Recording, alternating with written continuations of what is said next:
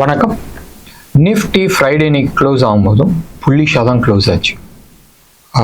நீங்கள் வந்து எடுத்து பார்த்தீங்கன்னா ஆல்மோஸ்ட் 52 பாயிண்ட்ஸ் ப்ளஸில் க்ளோஸ் ஆச்சு.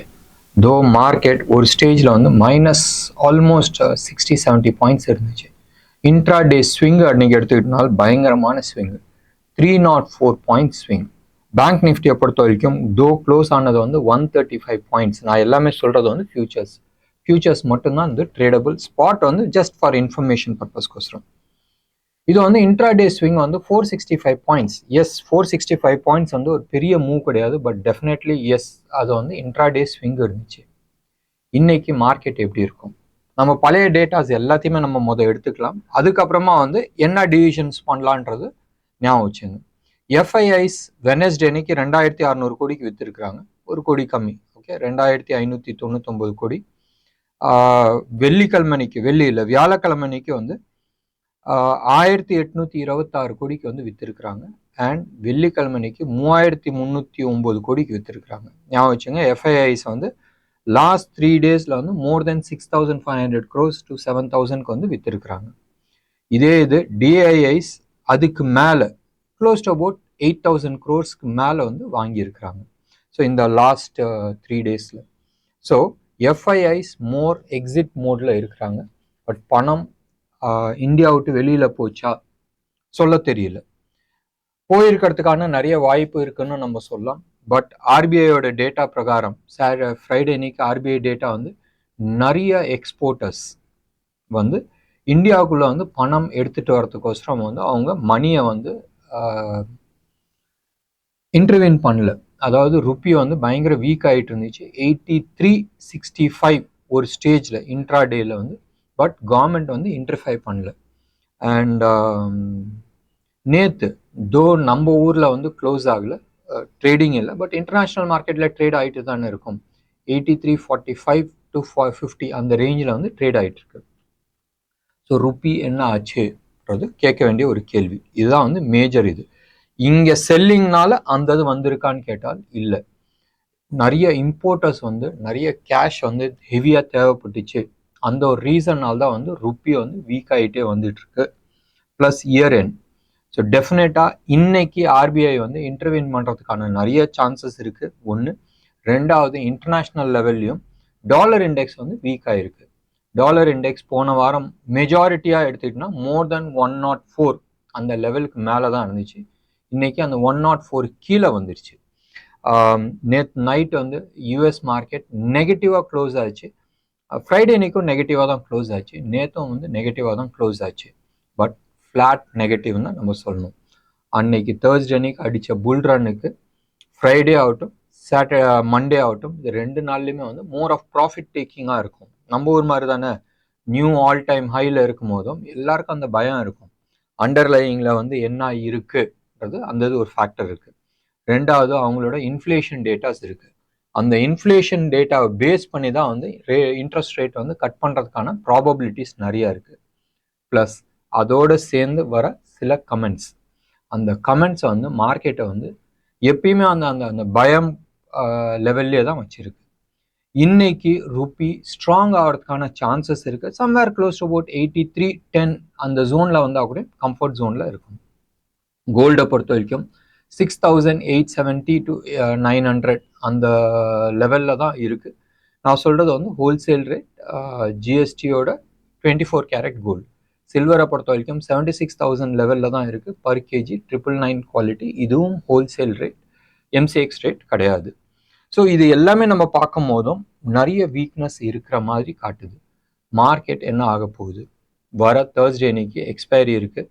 இந்த வாரத்தில் வந்து ஏற்கனவே இன்னைக்கு காலையில் நீங்கள் எடுத்துக்கிட்டீங்கன்னு சொன்னால் ஆப்ஷன் டேட்டாஸ் எப்படியா இருந்தாலும் வீக்காக இருக்கிறதுக்கு சான்சஸ் இருக்குது. 3 நாள் லீவ் இல்லை, சாட்டர்டே சண்டே அண்ட் மண்டே 3 நாளில் வந்து உங்களுக்கு டைம் டிகே எப்பயுமே வந்து தீட்டா இப்படி குதிக்கும். லாஸ்ட் ஒரு 1 வீக்கில் 3 நாள் லீவு, நீங்கள் தூங்கிட்டு இருந்தாலும் தீட்டா வேலை பண்ணிட்டு தானே இருந்துச்சு, அது டிகே ஆகிட்டு தான் இருந்துச்சு.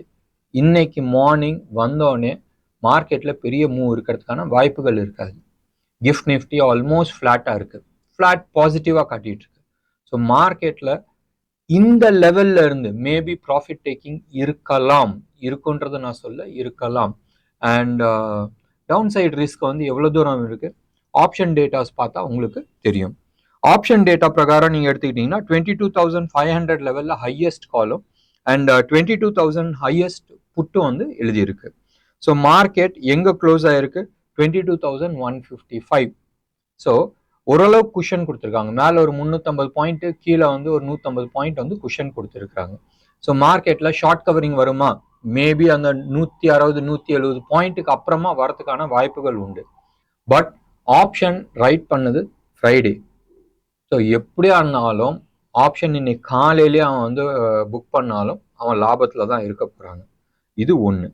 அதே மாதிரி ஓவராலாக நீங்கள் எடுத்துக்கிட்டிங்கன்னா மோர் ஆஃப் புட் சைடில் தான் வந்து நிறைய இது எழுதியிருக்காங்க, ஆப்ஷன் ரைட் பண்ணியிருக்காங்க. தட் மீன்ஸ் டவுன் சைடில் வந்து மோர் ஆஃப் ஸ்டாப்பில் இருக்குது. பெரிய மூவ் டவுன் சைடில் வந்தாவுலேயே டவுன் சைடில் அதாவது புட் சைடில் வந்து கவரிங் இருக்காது. ஸோ இப்போதைக்கு நீங்கள் எடுத்துக்கிட்டிங்கன்னா ஆல்மோஸ்ட் 63,76,000 குவான்டிட்டி ஆஃப் புட்டு வந்து ரைட் பண்ணியிருக்காங்க எக்ஸ்ட்ரா காலுக்கு மேலே. ஸோ மார்க்கெட் டவுன் சைடில் வந்து மோர் ஆஃப் அரஸ்டட் சைடில் இருக்குது. பேங்க் நிஃப்டியை பொறுத்த வரைக்கும் மார்க்கெட் க்ளோஸ் ஆன லெவல் 46,930. ஆனால் ஹையஸ்ட் கால் ரைட்டாக இருக்கிறது வந்து 47,000. ஒரு 70 பாயிண்ட் தள்ளி தான் வந்து எழுதியிருக்கிறாங்க. ஒன்று. ரெண்டாவது, கீ சைடில் நீங்கள் எடுத்துக்கிட்டீங்கன்னு சொன்னால் 46,500 லெவலில் தான் வந்து அதிகமாக புட் ரைட் பண்ணியிருக்கிறாங்க. இங்கேயும் ஜாஸ்தி வந்து புட் சைடில் தான் எழுதியிருக்கிறாங்க. ஸோ டவுன் சைட்லேயும் ரிஸ்க் அவாய்டட், மேலே வந்து ஆல்மோஸ்ட் ஸோ இந்த ரேஞ்சில் தான் இருக்கிறதுக்கான வாய்ப்புகள் இப்போதைக்கு டேட்டா வைஸ் இருக்குது. ஸோ வெயிட் பண்ணி பார்க்கலாம். மறுபடியும் நான் சொல்கிறேன், மார்ச் மந்த்துக்கான ஆட்டம் முடிஞ்சிருச்சு. எல்லாமே வந்து ஏப்ரல் மாதத்துக்கான ரோல் ஓவர் ஆயிடுச்சு.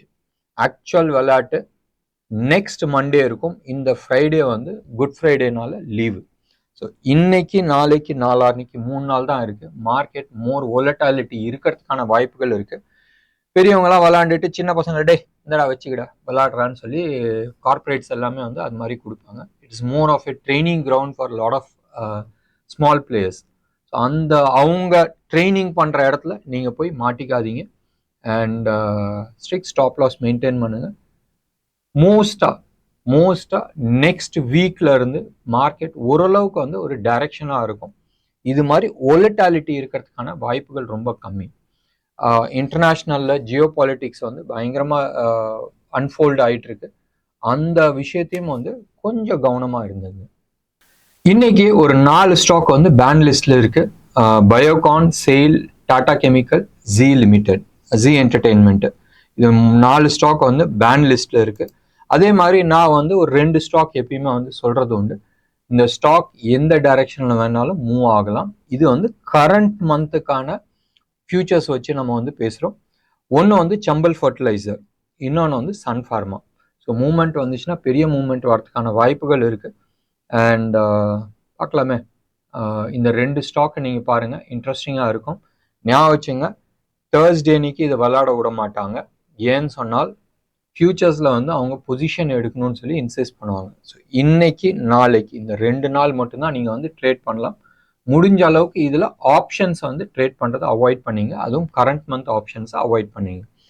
இந்த அனாலிசிஸ் இந்த மந்த்துக்கான டேட்டா நெக்ஸ்ட் மந்த்தில் நான் வந்து பண்ணிக்கிறேன்னு சொன்னாலும் ரிஸ்க் வேணாம். ஞாபகம் வச்சுங்க, அடுத்த மந்த்துக்கு வந்து டைம் வந்து ரொம்ப நாள் இருக்குது. ஆல்மோஸ்ட் 30 நாள் டைம் இருக்குது. ஸோ டெஃபினட்டாக வந்து ஆப்ஷன்ஸோ ஃபியூச்சர்ஸோ வந்து பெரிய மூமெண்ட்ஸ் இருக்கிறதுக்கு வாய்ப்புகள் கிடையாது. இந்த மந்தில் நீங்கள் ட்ரேட் பண்ணணும்னு நினச்சா ஒழிய அவாய்ட் பண்ணிக்கிறது புத்திசாலித்தனமாக இருக்கும். என்ன நேர்களே, இன்னைக்கு ப்ரோக்ராம் உங்களுக்கு பிடிச்சிருந்துச்சுன்னா லைக் பண்ணுங்கள், ஷேர் பண்ணுங்கள். டெஃபினட்டாக உங்களோட கமெண்ட்டை கமெண்ட் பாக்ஸில் கொடுங்க. நன்றி, வணக்கம்.